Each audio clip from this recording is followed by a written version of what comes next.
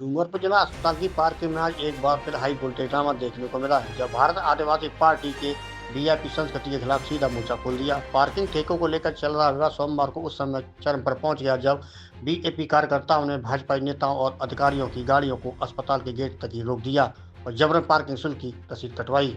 BJP जिला अध्यक्ष अंतोष रोत के नेतृत्व में दर्जनों कार्यकर्ताओं ने न्यू हॉस्पिटल परिसर के मुख्य द्वार पर अचानक घेराव कर दिया। उनका सीधा निशाना वे प्रभावशाली गाड़ियां थीं जो कथित तौर पर बिना किसी शुल्क के अस्पताल परिसर में निकल रही थीं। बीजेपी कार्यकर्ताओं का स्पष्ट आरोप था कि अस्पताल प्रशासन की नाक के नीचे गरीब मरीजों और उनके परिजनों से तो कड़ाई से पार्किंग शुल्क वसूला जाता है, लेकिन सत्ताधारी पार्टी के नेताओं और उच्च अधिकारियों के मुफ्त में अंदर बाहर आने दिया जाता है।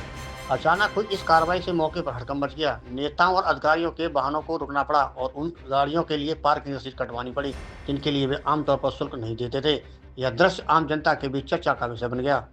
प्रशासन का बचाव नियमानुसार ठेका विवाद बढ़ने के बाद अस्पताल प्रशासन ने अपनी सफाई पेश की।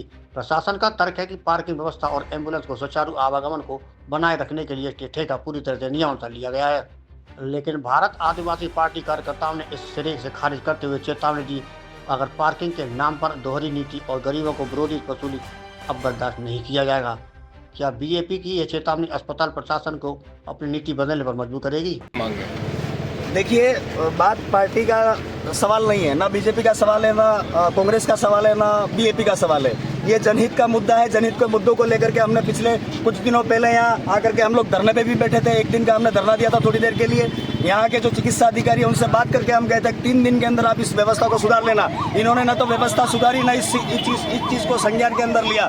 फिर 3 दिन बाद मैं वापस आया हूँ। 3 दिन का अल्टीमेटम देने के बाद में मैंने पूरे हॉस्पिटल का विजिट किया, इनके साथ गया। मैंने क्या जा रहा था आज? सबसे पहले आपके चैनल को जोहार।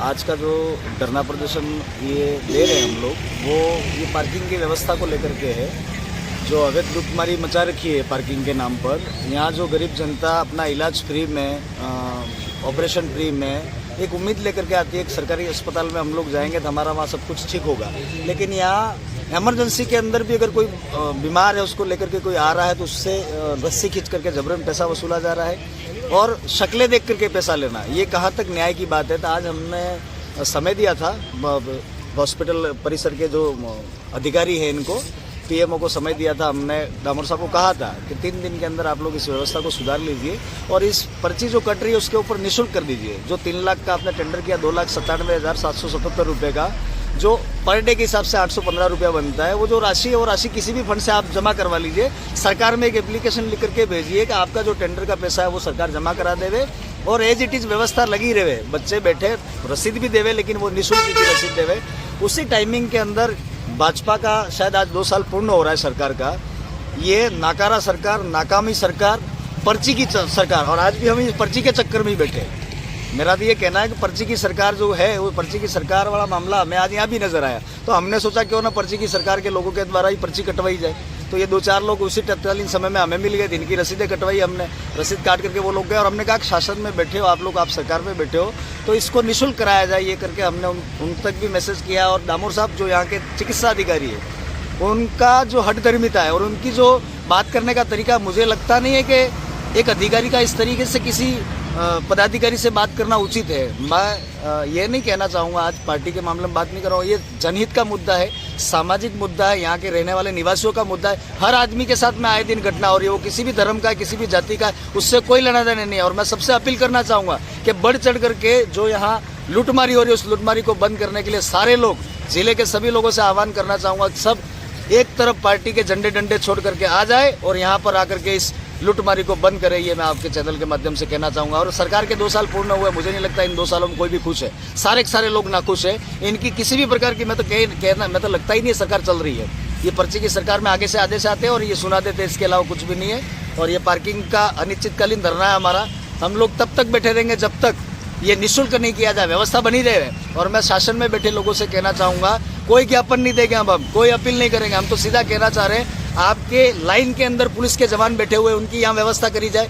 18-20 होमगार्ड की व्यवस्था इन लोगों ने, मैं तो डामोर साहब ने कहा है कि एक बार हमने लिख करके शासन को दिया है कि 18 होमगार्ड के जवान हमें दिए जाए। तो हम आपके चैनल के माध्यम से कहना चाहेंगे कि आप बाकायदा व्यवस्था शासन प्रशासन मिल करके सुधार ले।